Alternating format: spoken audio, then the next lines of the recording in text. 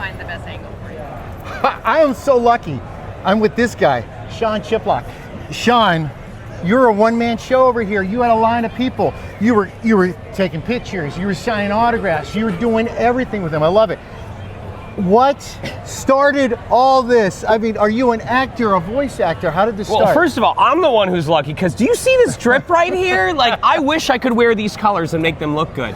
I mean, it makes my eyes pop. That's it. I'll be honest. What started all this was probably a combination of look just at this. Look at this an table. active imagination, maybe a little bit of ADHD, because I've always enjoyed portraying this idea of like, what if I could do this? What if I could have a flaming sword that I could swing around? You know, what if I could go on all these zany adventures? Yeah. And voice acting was just the natural next step, where it's like, hey, in the booth, in front of a mic, your brain, everything that comes up in your mind, you can perform it, you can become it. Yeah. And what I like about it especially is it's never the same thing twice. There's always something a little different to keep your mind young and fresh. Yeah. And we need that in a world today. So I'm going to ask, and I should go, everybody wants to know the backstory of yours, but I want to know, are you still going to the studios to record your stuff, or are you doing it from home? I go to the studios anytime that I can. And your partner, you probably miss him when he does this, right? Yeah, she misses him like crazy. She missed me so much, she actually moved to California recently. She's pursuing it herself because she saw me doing it. Yeah, look at that guy. Like, this guy's so money. Oh no, I mean, she's gonna fund it. Check out these incredible fragrances that she makes as well. I love this. I was not a perfume guy or a cologne guy before she started introducing me to them, and now I'm wearing one of these every single day. All right, we're having fun and games, but we gotta talk. Seriously, what voices do you do? Because it's like you have the Time Life collection of voices you do. There's so many. A lot of people know me from The Legend of Zelda Breath of the Wild, Persona 5, Tokyo Revengers, ReZero, Eden Zero. Yeah. It ranges from video games to anime to commercials. I really pride myself on having a wide vocal range. Maybe I'm not like the one-hit wonder like some classics like Don LaFontaine, but No, already. And I'm an audio guy. Everybody knows this.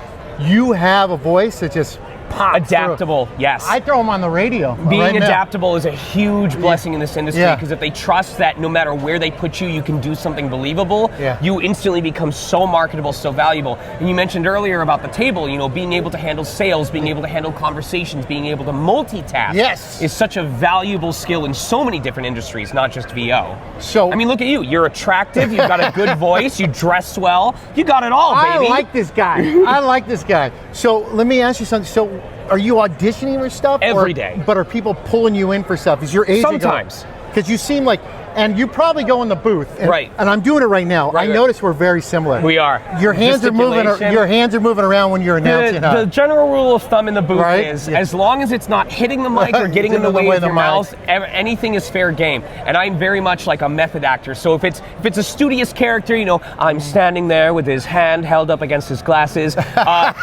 Who hasn't played an Ace Attorney game and felt the desire to go objection at least once or twice? That's exactly what I'm talking about. But yes, so being able to get involved, to have fun, to not be afraid of being embarrassed is a really big part of giving it your all, because the golden rule of thumb in acting is, if I don't believe it, how can I expect anyone else to? That's true. All right, so let's take our Wayback Machine. We're going back a few years, because you're only 21. He just turned 21. What do you mean? That was just 2 years ago. Yeah, what are you talking about? There you go. What are you talking about? So how did all this start? Did you want to be an actor or a voice actor? Was it one or the other, or was it all of it? I had dabbled in theater when I was younger, but I knew that like the mechanical movements of my body, like if it wasn't something I was organically doing, there was no way I was going to fake it to look real. Yeah. But I had the most active imagination. I was the kid in the back of class who was like going off on 15-minute daydream tangents. Yes. So it was a natural way to just go, oh my gosh, I can totally envision being this character. Oh my gosh, I can totally envision fighting this monster, or what it would be like to look across the horizon in this grassy meadow.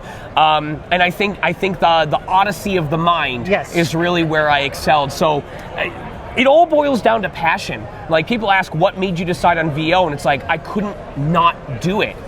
Just a natural affinity for it. You don't have to comb your hair either, or brush your teeth, or anything. You can just show up. She makes me do it. She makes. A try. All right, you didn't mention it. A lot of people want to know about this Spider-Man.